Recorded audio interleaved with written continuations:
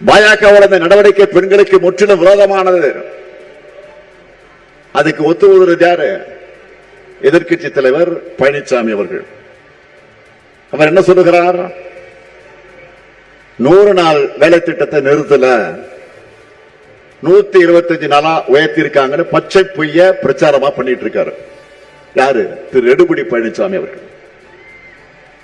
ஏற்கனவே ஆண்டுக்கு சராசரியாக 47 நாள் தான் வேலை கொடுத்திருக்காங்க. இனி அதுவும் கொடுக்க போறதில்ல. இது போதாதுன்னு புது திட்டத்தில் நிதிச்சுமையும் மாநிலங்களுடைய தலையில கட்டிட்டாங்க. இன்னும் எக்கச்சக்க கண்டிஷன் எல்லாம் போட்டிருக்கிறாங்க. அதெல்லாம் வச்சு பார்த்தா இதுவரை கிடைச்ச 40 சொச்ச நாள் கூட இனி வேலை தெரியாத, கிடைக்குமான்னு தெரியாத நிலையில நாம இருக்கோம். எதையாவது படிச்சாதுன்னா இதெல்லாம் திரு பழனிசாமிகளுக்கு புரியும்.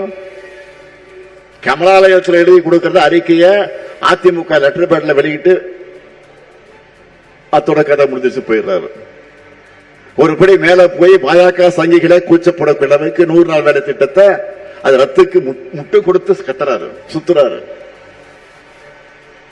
இப்படிப்பட்ட துரோகங்களையும் தடைகளையும் தாண்டித்தான் திராவிட மாடல் ஆட்சியில நாடே திரும்பி பார்க்கக்கூடிய சாதனைகளை நாம பண்ணிக்கிட்டு இருக்கிறோம்.